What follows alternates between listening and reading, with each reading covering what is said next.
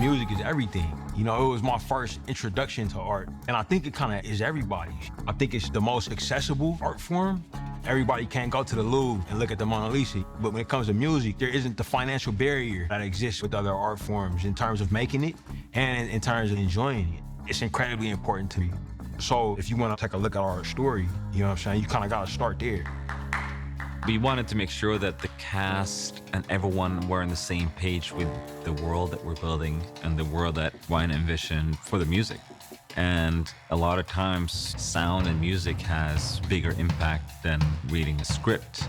By really envisioning, understanding it, you need to also hear it.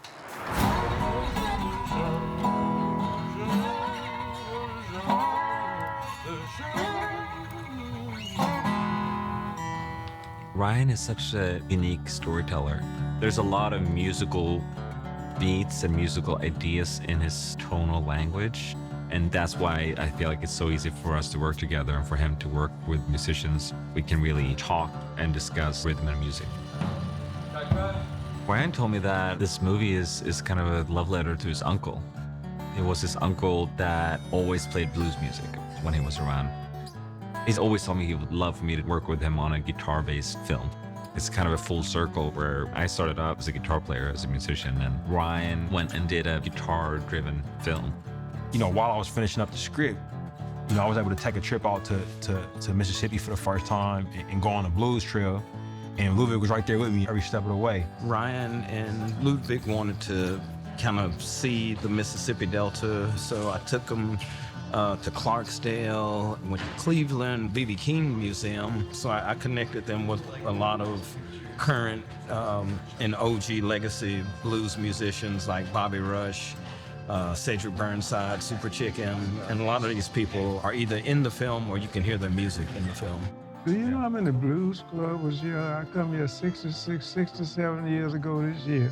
They had so many blues clubs, some of them might have never get a chance to make it to. So Buddy Guy is somebody who I learned about through my uncle James, who passed away in 2015. Whenever Buddy Guy would tour, you know, my mom, my cousin, you know, they would all get dressed up to go see Buddy Guy. And they would take pictures before they leave to go to the concerts. You know, he would come back and talk about it. So I knew Buddy Guy as, you know, essentially my uncle's favorite living musician. In preparation for this film, I kind of knew that I had to at least reach out to him, you know, to see if he could play old Sammy at the end of the movie. You know, I thought that would just be such a nice touch if we could pull that off. Never in a million years, I think we could have a shot at it.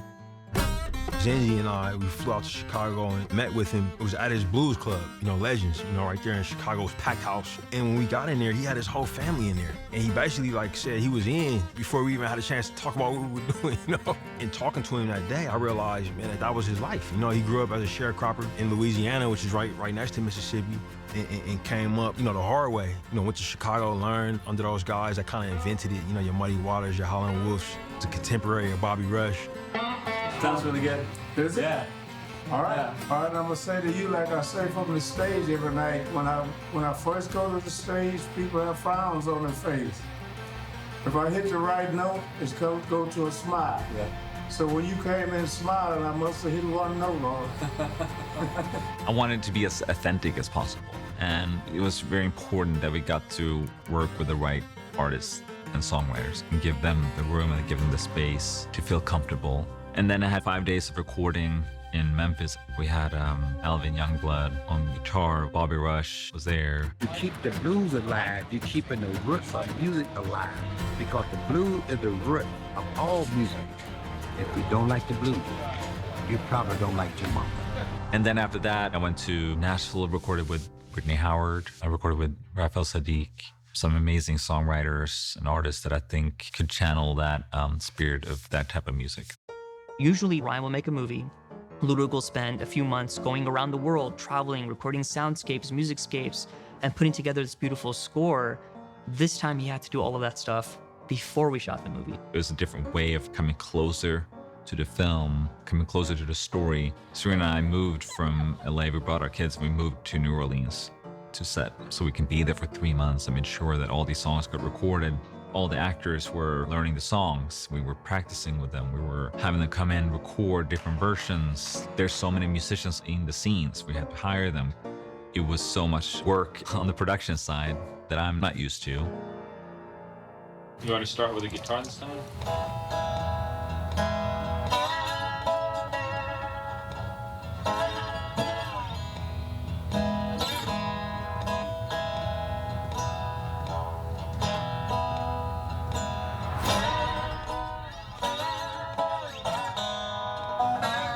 Yeah, that sounds really good. Oh, let it shine. Miles is obviously a musical genius, but how easy everything comes to place for him, like his vocals. He never really played guitar before, and he just learned to play his solo in a very short amount of time, and also was able to perform that live on set. It was definitely a challenge, but I had some help by this guy. His name is Randy Bolin. He's a great guitarist, and we went to the studio every day. He taught me like the fundamentals of the guitar, and taught me how to use the slide and everything like that. And so I'm just proud of what I was able to accomplish in that short amount of time. There's a scene where Miles and Michael B. Jordan are sitting in the car together, and Miles is playing Traveling. That's the first time that Stack hears him play, and that was the first time Michael B. Jordan heard him play too. The reaction you see from Stack's face is genuine.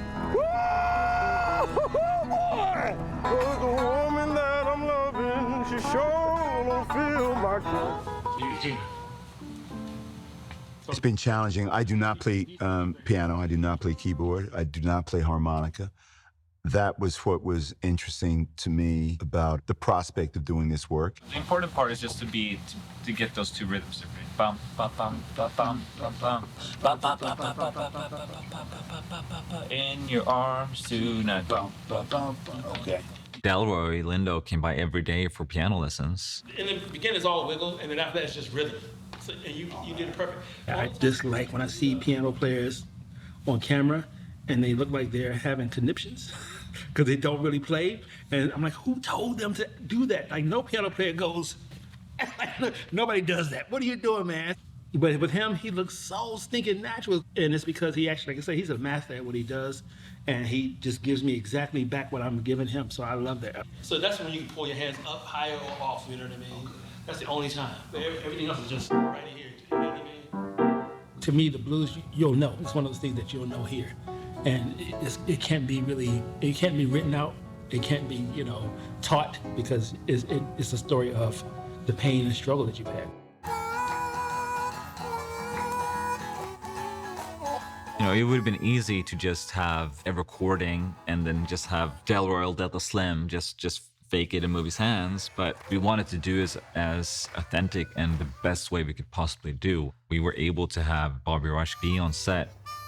We would put the extras in a circle and Bobby Rush would sit so they couldn't see him on camera. And he would play the harmonica while Delta Slim is miming the harmonica. When you hear, that's the Bobby Rush. So that performance that you hear in the film where Delroy is playing harmonica is actually Bobby Rush playing live.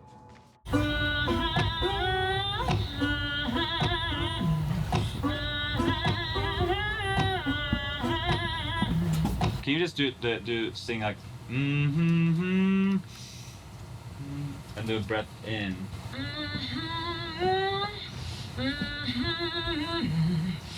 There you go. Perline's performance was a living, breathing thing. I hadn't yet heard the song that Ludwig was working on, and the first day I sat down and I got to hear it, I heard the opening scream. I was like, wait, is that me? Am I supposed to be doing that? Wait, go back, say that again. I was like, okay, this is different than the song I had to put myself on tape for. All right, let's get to work. What about some screams? If you're okay with doing that with your voice, I don't know if you have any acting to do tomorrow. As of now, no. Okay. Okay, maybe just a few, so I don't want to blow your voice out. You don't care if they're on pitch, do you? No.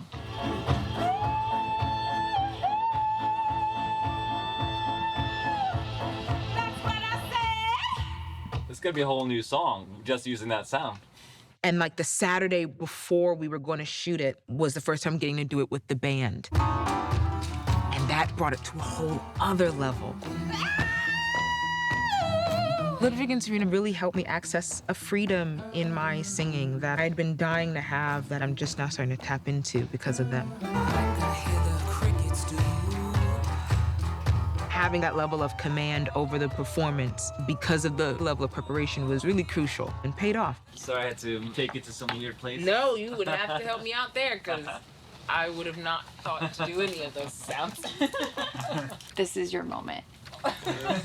Thankfully, Serena was there so we could do everything together. Her engagement with the actors, with the choreographer, how she was able to pull all these things together, putting all these rehearsals together, the time that it took would have been impossible otherwise. Thanks, guys. Bye. There's blues music, but there's also a huge component of Irish folk music. How do you marry those worlds together and make it feel like it's part of the same universe? It was honestly kind of embarrassing when Serena, who is like an amazing concert violinist, was like, you play fiddle in this scene. And I was like, cool, we're going to need to have like at least 10 lessons to get it to look like I can play the fiddle. And then she was like, we have 5 minutes. There was also a choir of like 30 Irish singers. So let's do the first verse and chorus and end there. See? 1, 2, 3, 2, 2, 3. Down among the pigs, play some funny rigs, dance some hearty jigs, the water on me bubble and pump the hair and turn her down the rocky road and all the way to Dublin, whack for la-di-da. By the time that we were ready to shoot the musical scenes, we had usually recorded the song 5 or 6 times in different styles. I'm really excited, you know, who gets to work on 16th century kind of Irish cultural dance. You know, I hadn't. Not just like popular Irish music, like the real deal, the genuine stuff. You know, we brought on some serious pros from Dublin who really know the culture and the history of it to kind of help guide me and my movers through the process. Rocky Road to Dublin is amazing and also challenging to sing and challenging to play. Yeah, we're gonna do the last chorus. And then stomp and do some ad-libs up until measure 29. We were singing it a lot with Jack O'Connell and with the choir. It took the choir a lot of takes to get that right in New Orleans. Up the hair and turn it down the rocky road and all the way to Dublin, whack for la-di-da.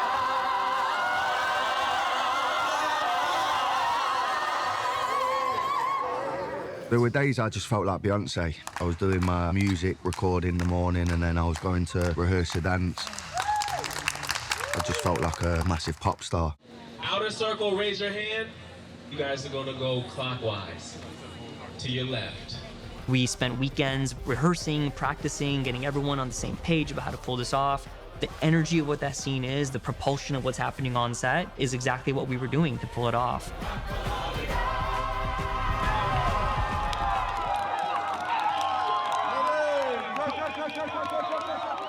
Let's be honest, this is a musical. I don't care what nobody says. This is a drama, comedy, thriller, vampire, horror musical, okay? I was just so impressed with how Ryan tied the music into the story. It's all tied together with such care, so it feels so natural. I feel so lucky to be a part of something like this.